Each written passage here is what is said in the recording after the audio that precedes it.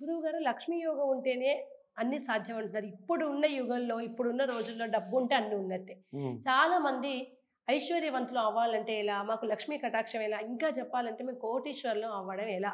అనేది ఇప్పుడు అందరికి ఉన్న సమస్య. దానికి ఏదైనా పరిహారం ఉందా? తప్పకుండా అమ్మా.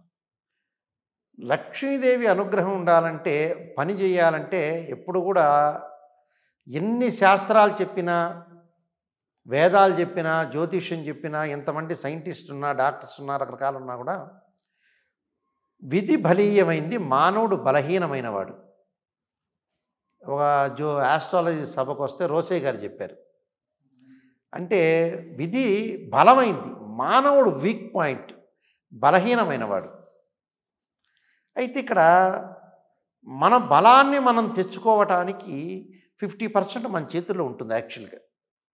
ఆ పని చెయ్యాలంటే మనం చేయొచ్చు. అంటే బుద్ధిని మనం తిప్పుకోవాలని అర్థం యాక్చువల్గా అయితే. 50% మనది ఉంది అని అంటే ఏమిటి? మనం ఈరోజు చెయ్యాలంటే చెయ్యాలి, చెయ్యొద్దు అనుకుంటే చేయలేం. కొంత 50% మన ఉంటుంది, 50% భగవంతుడి యొక్క అనుగ్రహం కూడా ఉండాలి. కాబట్టి లక్ష్మీ యొక్క కళ, లక్ష్మీదేవి అనుగ్రహం ఉండాలంటే మనం వర్క్ చేయాలంటే హెల్త్ బాగుండాలి. హెల్త్ ఈజ్ గ్రేట్ లక్ అన్నారు. అంటే ఆరోగ్యం మహాభాగ్యం అన్నారు. అందులో ఖచ్చితంగా ఆరోగ్యం, హెల్త్ పరంగా ఉండే ఇష్యూస్ ఉండకూడదు.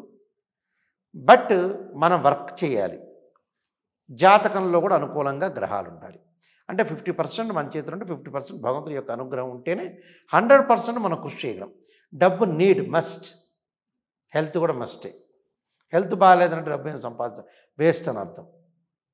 ఇందాక నేను చెప్పినట్టుగా మనం మిగతా వాటిలో ఎపిసోడ్లో చేసినట్టుగా వంశాభివృద్ధి, వివాహం లేకపోతే డబ్బు వేస్ట్. మనం సంపాదించే ఒక రూపాయినా అమ్మాయి అయినా అబ్బాయి అయినా తినాలి. అందువల్ల అబ్బాయిలు కావాలంటూ ఉంటారు సహజంగా. అంటే శరీరంలో ఆనందధాతు హృదయంలోంచి కదిలితే అబ్బాయి పుడతాడట. శరీరం నుంచి ఆనందధాతు హృదయంలోంచి కదిలితే అబ్బాయి పుడతాడు తండ్రికి. అందువల్ల తండ్రి కొడుకులు ఒకే చూరు కింద ఉండాలంటారు. అంటే కొడుకును చూసి మురిసిపోతాడు, తండ్రి యొక్క ఆయు ప్రమాణం పెరుగుతుంది అని అర్థం. తండ్రికి ఏం లేకపోయినా పర్లా, కొడుకుంటే చాలు. తండ్రి ఆటోమేటిక్గా ఆయుష్ అనేది బీపీ పెరిగినట్టు పైకి పెరుగుతుంది. అంటే వయసు పెరిగిపోతుంటుంది. ఇది ఇంపార్టెంట్ పాయింట్ ఇక్కడ. అందువల్ల ఖచ్చితం ఇది. లక్ష్మీ యోగం జాతకంలో ఎలా కలుగుతుందనంటే జన్మలగ్నం నుంచి 1, 4, 7, 10 స్థానాల్లో బుధ గురు శుక్రులు అనేవాళ్ళు ఉండాలి. అంటే బుధుడు కానీ, గురువు కానీ, శుక్రుడు కానీ ఉండాలి.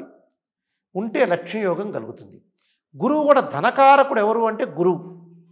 అంటే ఫైనాన్షియల్ పరంగా ముందుకు వెళ్ళాలంటే జూపిటర్ ప్లానెట్ రిప్రజెంటివ్ చేస్తుంది.